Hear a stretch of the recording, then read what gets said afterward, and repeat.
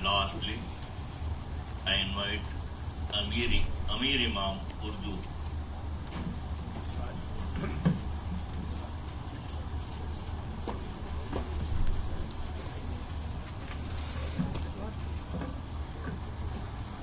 जनाब सदर, मुअज़्ज़िज़ दोस्तों और अदीबों, सबसे पहले मैं आप सबको इस अवार्ड की मुबारकबाद पेश करता हूँ और साहित्य अकेडमी का शुक्रगुजार हूँ कि आपने मेरी किताब को इस अवार्ड के लायक समझा।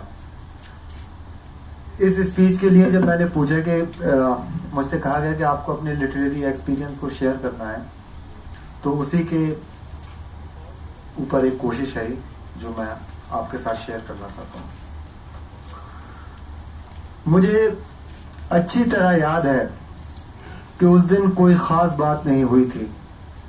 सूरज उस सुबह भी बवक्त सुबह उस रोज़ भी रोज़ाना की तरह तुलू हुआ था और बवक्त शाम उसी तरह डूब गया था जिस तरह ये सदियों से डूबता चला आया है। उस सुबह भी गलियों में खामोशी ने उसी तरह आवाज़ों का लिबास पहन लिया था जिस तरह ये हर रोज़ पहन लेती है, और उस शाम भी आवाज़ों की ये क़बा उसी तरह पुरानी हो गई थी जिस तरह ये हर शाम को हो जाती है। लेकिन फिर भी अपनी सदियों पुरानी यकसानियत के बावजूद वो दिन एक ख़ास दिन था, या कम से कम मेरी ज़िंदगी का एक ख़ास दिन था, और शायद उस दिन के बाद मेरी ज़िंदगी का सबसे ख़तरनाक दिन भी, जिस दिन मुझसे मेरी राय पूछे बिना मुझे इस दुनिया में धकेल दिया गया। कोई मुझसे पूछने नहीं आया कि आप इस दुनिया में जाना चाहते हैं या नहीं, बस बेखता मुझे इस दुनिया में भटकने के लिए छोड़ दिया गया। मेरे माँ बाप को मेरे माँ बाप करार दे दिया गया, और मज़ीद सितम ये कि हालांकि बहैसियत इंसान पहचाना जाने के लिए मैं जितना था उतना ही काफ़ी था, या शायद थोड़ा ज़रूरत से ज़्यादा ही था, मगर फिर भी उसके साथ मेरा एक नाम भी रख दिया गया। तो गालिबन सन 2001 के उस रोज़ एक भीड़ भरे बाजार से गुजरते हुए अचानक मुझे ख्याल आया कि मैं कौन हूँ, इस भीड़ का एक हिस्सा या फिर मैं।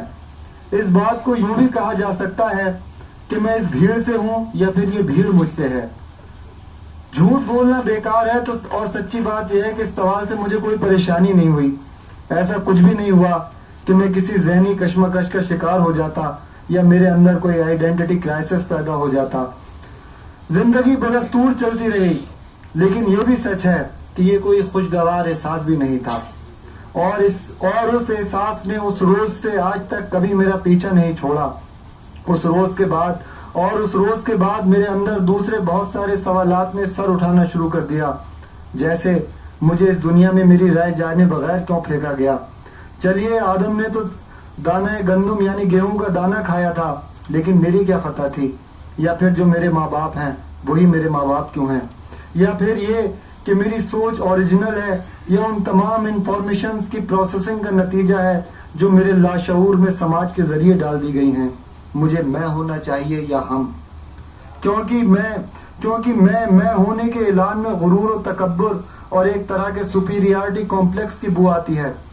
क्योंकि मैं होने के ऐलान में गुरूर और तकब्बुर और एक तरह के सुपीरियरिटी कॉम्प्लेक्स की बू आती है, और मेरे ऊपर एक सेपरेटिस्ट होने का खतरा मंडलाने लगता है। और जैसे ही मैं हम होने का तसव्वुर करता हूँ तो मुझे अपने अंदर एक खतरनाक तब्दीली महसूस होने लगती है, क्योंकि हम होते ही मैं किसी न किसी ग्रुप का हिस्सा बन जाता हूँ, और ऐसा होते ही मुझे लगने लगता है कि मुझे उस ग्रुप से दबना चाहिए जो मेरे ग्रुप से ज़्यादा मजबूत है, लेकिन उस ग्रुप को दबाना चाहिए जो मेरे ग्रुप से कमज़ोर है। इन तमाम सवालात का सिलसिला उस रोज़ उस एक ख्याल के साथ शुरू हुआ। हर सवाल अपने साथ दूसरे बहुत सारे सवालात लेकर आया, और जब कोई जवाब नहीं मिला तो उस उलझाओ, उस कश्मकश से ध्यान हटाने के लिए मैंने गुनगुनाने की आदत डाल ली। और मेरी हैरत की इंतहा न रही जब उन धुनों को, उन गुनगुनाहटों को खुद ब खुद अल्फाज मिलने लगे। ये मजमुआ जिसे आपने इस अवार्ड के लायक समझा और जिसके लिए मैं आपका नहायत शुक्रगुजार हूँ, ये उन धुनों को अल्फाज मिल जाने की कहानी भर है। इस किताब की ज़्यादातर गज़लें जिस शेर के साथ शुरू हुई, वो शेर किसी भरे बाजार में नाजिल हुआ।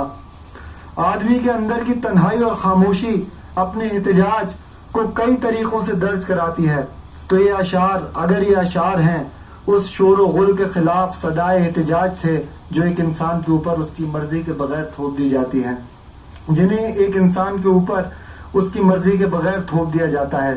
دوسری سچائی یہ ہے کہ کوئی ایک خیال ہے جس کی بازگشت یعنی گونج نے بک رہا ہوں جنوں میں کیا کیا کچھ نہ سمجھے خدا کرے کوئی کی صورت پیدا کی ہے، ایک ایسا خیال جس کا اظہار میں آج تک نہیں کر پایا۔